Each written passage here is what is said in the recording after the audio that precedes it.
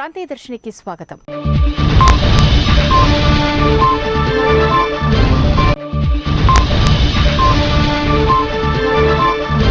ఉద్యోగ ఉపాధ్యాయుల సంక్షేమాన్ని రాష్ట్ర ప్రభుత్వం గాలికి వదిలేసిందని యూటీఎఫ్ జిల్లా అధ్యక్షులు మాదన విజయ్ కుమార్ ఆరోపించారు. సోమవారం ఉదయం మకర సంక్రాంతి పండుగను పురస్కరించుకుని బద్వేల్లోని ఆర్డీఓ కార్యాలయం వద్ద గాలిపటాలను ఎగిరేస్తూ రాష్ట్ర ప్రభుత్వం ఉద్యోగుల సంక్షేమాన్ని గాలిపటాల్లాగే గాలికి వదిలేసిందని పేర్కొంటూ వినూత్న నిరసనను చేపట్టారు. ఈ సందర్భంగా మాదన విజయ్ కుమార్ మాట్లాడుతూ ఉద్యోగ ఉపాధ్యాయుల సంక్షేమానికి పాటుపడతామని, ఉద్యోగులకు మెరుగైన వేతనాలు చెల్లిస్తామని, తాము అధికారంలోకి వస్తే వారంలోపే కాంట్రిబ్యూటరీ పెన్షన్ విధానాన్ని రద్దు చేసి పాత పెన్షన్ విధానాన్ని పునరుద్ధరిస్తామని ఎన్నికలకు ముందు హామీలిచ్చి ఉద్యోగుల అండదండలతో అధికారంలోకి వచ్చిన జగన్మోహన్ రెడ్డి సర్కార్ గద్దెనెక్కాక ఉద్యోగ ఉపాధ్యాయులను పూర్తిగా విస్మరించిందని విమర్శించారు.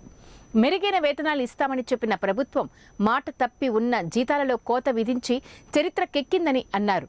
సిపిఎస్ విధానాన్ని రద్దు చేసి పాత పెన్షన్ విధానాన్ని పునరుద్ధరిస్తామన్న రాష్ట్ర ప్రభుత్వం మాట తప్పి మడమ తిప్పి సిపిఎస్ కంటే దుర్మార్గమైన జీపీఎస్ విధానాన్ని అమలు చేసిందని అన్నారు. ఉద్యోగులు తమ అవసరాల కోసం దాచుకున్న ప్రావిడెంట్ ఫండ్ ఏపీజీఎల్ఐ సొమ్ములను ఉద్యోగులకు తెలియకుండానే ప్రభుత్వం తమ అవసరాలకు వాడుకుందని ఆరోపించారు. ఉద్యోగ ఉపాధ్యాయులకు 18,000 కోట్ల రూపాయల బకాయిలను చెల్లించాల్సిన రాష్ట్ర ప్రభుత్వం చెల్లించకుండా మొండిగా వ్యవహరిస్తుందని విమర్శించారు. 2023 జూలై 1వ తేదీ నుండి నూతన పీఆర్సీని అమలు చేయాల్సి ఉండగా కమిషన్ను నియమించి చేతులు దులుపుకుందే తప్ప విధి విధానాలు రూపొందించి అమలు చేసిన పాపాన పోలేదన్నారు. నూతన పీఆర్సీని అమలు చేయాలని, అంతవరకు 30% మధ్యంతర భృతిని చెల్లించాలని ఆయన డిమాండ్ చేశారు. పూర్తి స్థాయిలో బకాయిలు చెల్లించే వరకు తమ పోరాటం ఆగదని, అందుకు ప్రభుత్వమే బాధ్యత వహించాల్సి ఉంటుందని హెచ్చరించారు. మేము ఒకటే ప్రశ్నిస్తూ ఉన్నాం. ఉద్యోగ ఉపాధ్యాయుల యొక్క సొమ్మును ఉద్యోగులకు తెలియకుండా వాడుకునేటువంటి హక్కు ఈ రాష్ట్ర ప్రభుత్వానికి ఎవరిచ్చారని చెప్పి అడుగుతూ ఉన్నాం. అదే సందర్భంలో టీఏలకు సంబంధించిన బకాయిలు కానీ, పీఆర్సీకి సంబంధించినటువంటి బకాయిలు కానీ, provident fund, APGLI, medical reimbursement తదితర బకాయిలన్నీ కూడా 18,000 కోట్ల రూపాయలు ఉద్యోగ ఉపాధ్యాయులకు ఈ రాష్ట్ర ప్రభుత్వం చెల్లించాల్సి ఉంది. మరి మా బకాయిలు మాకు చెల్లించని చెప్పి ఈ రాష్ట్రంలో ఉన్నటువంటి ఉద్యోగ ఉపాధ్యాయులు ఎన్నిసార్లు నిరసన చేపట్టినా కనీసం ఈ రాష్ట్ర ప్రభుత్వం స్పందించేటువంటి పరిస్థితి లేదు.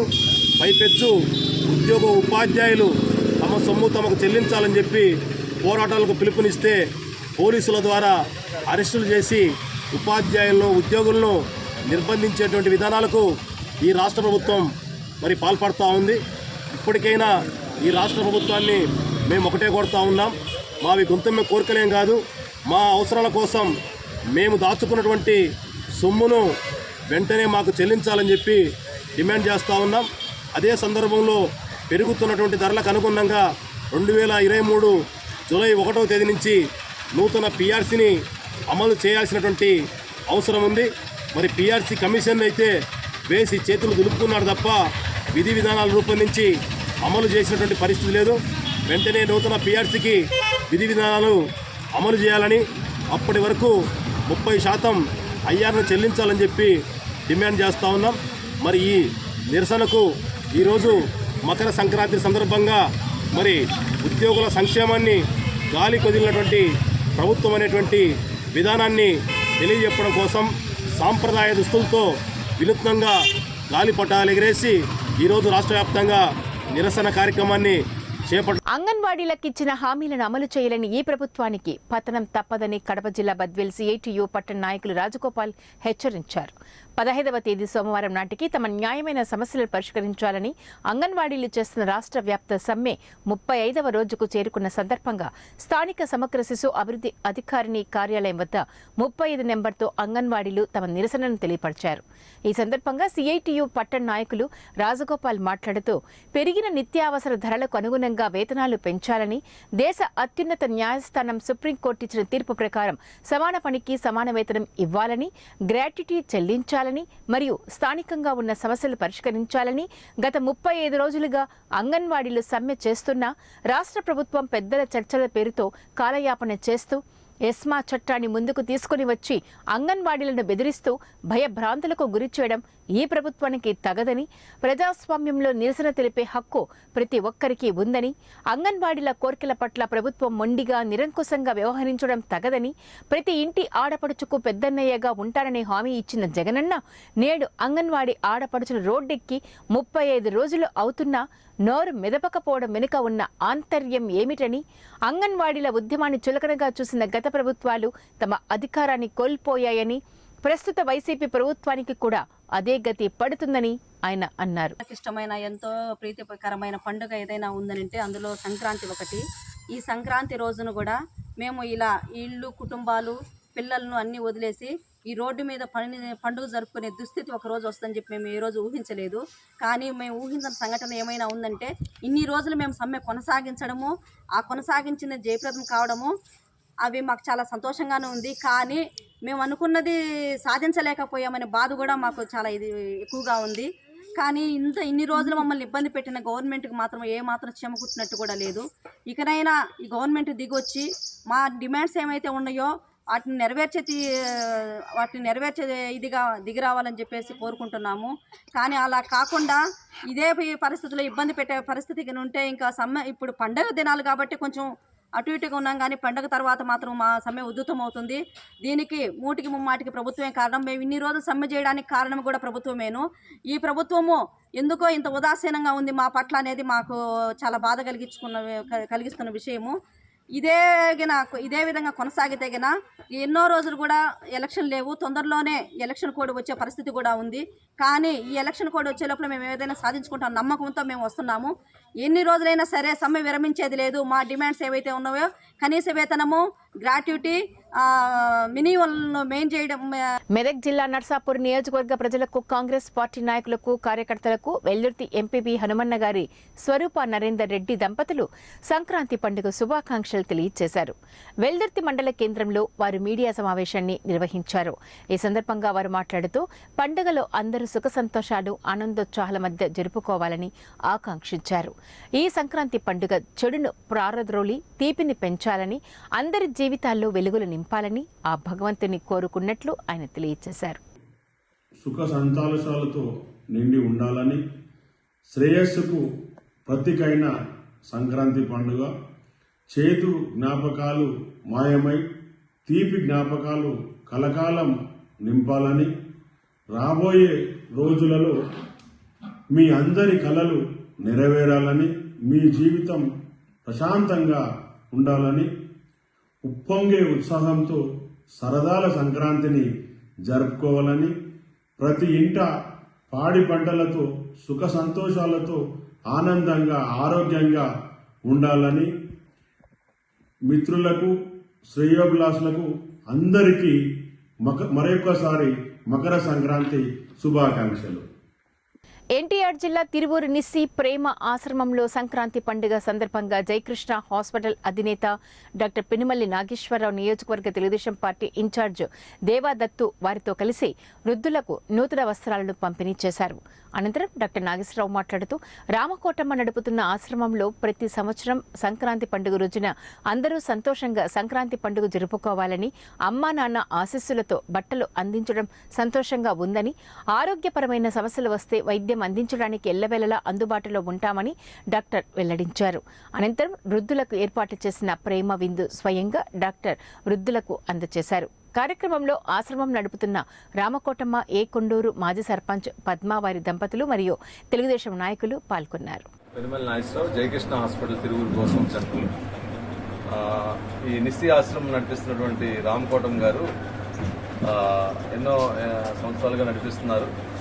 అలాంటి వృద్ధులకు మంచి కార్యక్రమంగా చేయాలని చెప్పేసి సంక్రాంతి పండుగ రోజు పండగలాగా జరుపుకోవాలని చెప్పేసి మీ అందరికీ బట్టలు, ఆహారం, అన్నదానం చేయాలని చెప్పేసి నా తరఫున నా సాయంగా నేను ఈ పండగ మనందరం కలిసి చేసుకోవాలని చెప్పేసి ఇలా చేయడం జరిగింది. సో మీ అందరికీ సంక్రాంతి శుభాకాంక్షలు. మనం ఎప్పుడు కూడా ఇలాగే అందరం సంతోషంగా ఉండాలని చెప్పేసి మీలాంటి వాళ్ళకి అందరికీ కూడా నేను ఎంతో సహాయపడుతుంటానని చెప్పేసి ఈ సభాపతిని తెలియజేసుకుంటాను. కడప జిల్లా బద్వేల్ పట్టణ పార్టీ కార్యాలయంలో తెలుగు యువత కడప పార్లమెంటు ఉపాధ్యక్షులు జహంగీర్ భాషా మాట్లాడుతూ చెడును అగ్నికి ఆహుతి చేసి మంచిని ఆవాహన చేసుకోవడమే భోగి పంటల పరమార్థం. అలాగే రాష్ట్రంలో దుష్ట పాలనను అంతమొందించడానికి వైసీపీ అరాచకత్వాన్ని భోగి మంటల్లో కాల్చి బూడిద చేసి సరికొత్త వేకువకు ఆహ్వానం పలికేలా తెలుగుదేశం జనసేన కూటమి విజయ దుందుభి మోగించాలని మనసారా కోరుకుంటున్నాను. తెలుగు ప్రజలు అందరికీ భోగి, కనుమ, సంక్రాంతి శుభాకాంక్షలు అంటూ తెలిపారు. మీరందరూ కూడా భోగి భాగ్యాలతో, అష్ట ఐశ్వర్యాలతో, ఆయు ఆరోగ్యాలతో ప్రతి ఒక్కరూ సలహా ఉండాలని మనసుతో కోరుకుంటూ బద్వేల్ నియోజకవర్గ ప్రజలందరికీ కూడా తెలుగుదేశం పార్టీ తరఫున మీ జహంగీర్ భాష భోగి శుభాకాంక్షలు తెలియజేస్తున్నాను. మనం 2024లో ఉన్నాం. ఈసారి 2025 కల్లా తెలుగుదేశం పార్టీ అధికారంలో ఉంటుంది. అందరం కలిసి తెలుగుదేశం పార్టీ అధికారంలో ఉన్నప్పుడు మనం సంక్రాంతిగా మా వారికి జరుపుకుంటాం. ఖచ్చితంగా మనం ఈసారి సంక్రాంతి కల్లా మన ప్రభుత్వం అధికారంలో ఖచ్చితంగా ఉంటుంది. మనమందరం ఈ సంక్రాంతి వేళ పండగ బ్రహ్మాండం జరుపుకొని రాబోయే ఎన్నికల్లో తెలుగుదేశం పార్టీకి బద్వేల్ నియోజకవర్గం అంతా ఒక్క అవకాశం కల్పించి మన అభ్యర్థి బొజ్జా రోషన్న గారికి అఖండమైన మెజార్టీతో గెలిపిస్తారని మనందరం కలిసి కష్టపడి మన అభ్యర్థిని గెలిపించుకొని విజయమ్మారెడ్డి రెడ్డి గారి గౌరవాన్ని కాపాడుకొని చంద్రబాబు నాయుడు గారికి మన గౌరవాన్ని నిలబెట్టుకొని మనం తెలుగుదేశం పార్టీ జెండాను బద్వేల్లో ఎగరవేయాలని మనస్ఫూర్తిగా కోరుకుంటూ మరొకసారి బద్వేల్ ప్రజలకు నా తరపున భోగి శుభాకాంక్షలు తెలియజేసుకుంటున్నాను. నమస్తే. కురిచేడు మండలం ముస్ట్ల గంగవరం సమీపంలోని బలరాం క్యాంపు నందు ఏర్పాట్లు చేసిన ఫుడ్ ప్రాసెసింగ్ యూనిట్లో షార్ట్ సర్క్యూట్ కారణంతో మంటలు చెలరేగి సుమారు 50 కోట్ల మేర ఆస్తి నష్టం వాటిల్లిందని జనరల్ మేనేజర్ బిఎస్ఎల్ ప్రసాద్ తెలిపారు. మీడియాతో మాట్లాడుతూ ఈ ఫుడ్ ప్రాసెసింగ్ యూనిట్ను 60 ఎకరాలలో ఏర్పాటు చేయడం జరిగిందని, 5 ఎకరాలలో కోర్ బిల్డింగ్ ని ఏర్పాటు చేశామని, లిక్విడ్ ఎగ్స్ ప్రాసెస్ జరుగుతుందని, చికెన్, గోట్ సంబంధించిన ప్రాసెసింగ్ యూనిట్ ని కూడా సిద్ధం చేస్తున్నామని, గుడ్డు నుండి సొనను వేరు చేసి దానిని ప్యాకేజ్ చేసి పెద్ద హోటల్స్, ఇండస్ట్రీకి అమ్మడం జరుగుతుందని తెలిపారు. యథావిధిగా శనివారం సాయంత్రం కంపెనీలో పనిచేసే ఉద్యోగులు పనిని ముగించుకుని వెళ్లారు. అనంతరం సుమారు 7 గంటల సమయంలో ఫ్యాక్టరీ నుండి దట్టమైన పొగమంటలు రావడం గమనించిన సెక్యూరిటీ సిబ్బంది సమాచారం ఇచ్చారు. వెంటనే మంటలు ఆర్పడం కోసం ఫైర్ స్టేషన్కు సమాచారం అందించామని, వారు సంఘటనా స్థలానికి చేరుకుని 4-5 గంటలు శ్రమించి మంటలను అదుపు చేశారని తెలిపారు. సుమారు 50 నుంచి 60 కోట్ల ఆస్తి నష్టం సంభవించి ఉంటుందని ఆయన తెలిపారు. ఇది part of mega food park అనమాట, ఎస్హెచ్ మెగా ఫుడ్ పార్క్ అని. కంపెనీ పేరేమో SH food processing private limited అండి. బేసిక్గా ఇది కోర్ బిల్డింగ్ అండి మెగా ఫుడ్ పార్క్కి. దీంట్లో మేము actually liquid egg processing plant, chicken processing plant, goat processing plant పెడదామని. దాంట్లో ఇంకో పోర్షన్ కూడా మనకి వాల్యూ యాడెడ్ ప్రోడక్ట్స్ ఉన్నాయండి. వాల్యూ యాడెడ్ అంటే చికెన్, చిల్లీ చికెన్ నుంచి మళ్ళీ మనం వాల్యూ అడిషన్ చేసి వాల్యూ యాడెడ్ ప్రోడక్ట్స్ తయారు చేస్తాం. లైక్ సాసేజెస్, సలామీ, సమోసాస్ ఇలాంటివన్నీ ready to eat, ready to cook products. So ఇది యాక్చువల్లీ కోర్ బిల్డింగ్ కాన్సెప్ట్ అండి. దాంట్లో మనం only liquid egg processing plant అనేది ఆపరేషన్ చేసామన్నమాట. ఇది 5 lakhs per egg breaking capacity అండి పర్ డే. అంటే రఫ్గా మనం ఒక 22 tons దాకా లిక్విడ్ ఎగ్ ప్రొడ్యూస్ చేయగలమండి. అంటే బేసిక్గా మనం ఎగ్స్ బ్రేక్ చేసి దాంట్లో వచ్చిన లిక్విడ్ని మనం ఫిల్టరేషన్ చేసి దాని తర్వాత చిల్లింగ్ చేసిన తర్వాత పాస్చరైజేషన్ చేస్తామండి మిల్క్ లాగా. ఫిల్లింగ్ చేసిన తర్వాత మనం ఏం చేస్తామంటే దాన్ని బ్లాస్ట్ ఫ్రీజ్ చేస్తామండి. దాని షెల్ఫ్ లైఫ్ 1 year ఉంటుందండి ప్రోడక్ట్ది. సో అది మేము ఇన్స్టిట్యూషనల్కి అమ్ముతామండి, డొమెస్టిక్ మార్కెట్కి, నేను ఎక్స్పోర్ట్ మార్కెట్కి. నిన్న మా స్టాఫ్ బేసిక్గా 6 o'clock వెళ్ళిపోయారండి ఇంటికి. 7 o'clock సెక్యూరిటీ వాళ్ళు అలామ్స్ మోగుతున్నాయి సార్, దాంట్లో పొగ వస్తుంది అన్నారు. మాకు అర్థం కాలేదు. ఇమీడియట్గా నాగార్జునకు ఫోన్ చేసాము, ఎవరైతే దగ్గరలో ఉంటారో మా స్టాఫ్ మెంబరు. ఆయన పరిగెట్టుకుంటూ వస్తే మంటలు, అంటే లోపల ఏదో బ్లాస్ట్ అయ్యి దాని మంటలు వచ్చినాయని చెప్పారు. అంటే మల్టిపుల్ బ్లాస్ట్ అయినాయి అని చెప్పారు. అంటే బేసిక్గా లోపల సిలిండర్స్ ఇవన్నీ ఉంటాయండి, వ్యాక్యూమ్ పంప్స్, ఎయిర్ కంప్రెసర్స్ ఇవన్నీ. దాని తర్వాత మంటలు పెద్దగా వచ్చినప్పటికీ మెషిన్ ఐ థింక్ ఫైర్ పంప్ది అదేమైనా సిస్టమ్ పాడైపోయి ఉంటుంది ఆ బ్లాస్ట్లో. దాన్ని ఇమీడియట్గా మాన్యువల్గా ఆన్ చేశారండి ఫైర్ పంప్ని. అది దాంతో 70% దాకా ఫైర్ కంట్రోల్ అయిందండి. ఇంతలో మనం ఫైర్ ఇంజిన్స్ కూడా ఫోన్ చేసాము, కాకపోతే మనకు అక్కడి నుంచి వచ్చారండి, వినుకొండ నుంచి. ఎర్రగొండపాలెంది వెహికల్ పాడైపోయింది దారి మధ్యలో. సో వినుకొండ నుంచి వాళ్ళు కూడా హెల్ప్ చేశారు. 2 o'clock కల్లా టోటల్గా కంట్రోల్ అయిందండి ఫైర్. తర్వాత పరిస్థితి ఇదండి బేసిక్గా.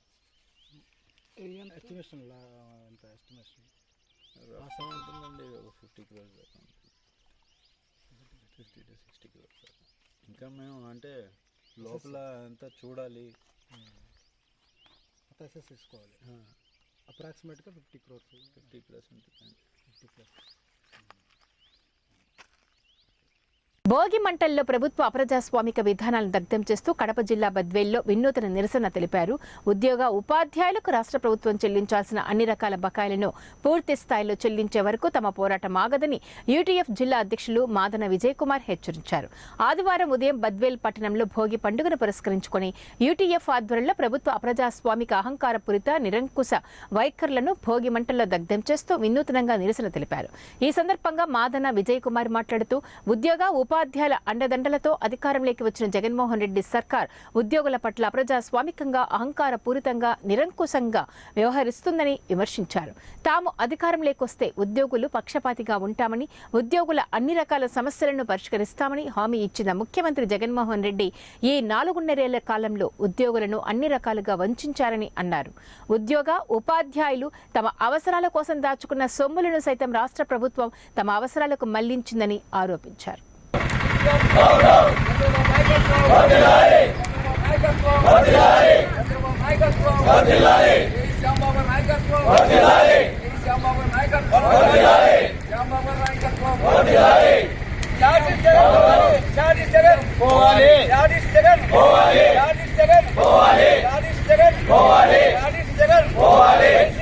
భద్రం కావాలి. వైసీపీ ప్రభుత్వం భద్రం కావాలి. సైకో పోవాలి. సైకో పోవాలి. సైకో పోవాలి. జై తెలుగుదేశం. జై తెలుగుదేశం. నారా చంద్రబాబు గారి నాయకత్వం. నారా చంద్రబాబు గారి నాయకత్వం. నారా చంద్రబాబు గారి నాయకత్వం. జై తెలుగుదేశం.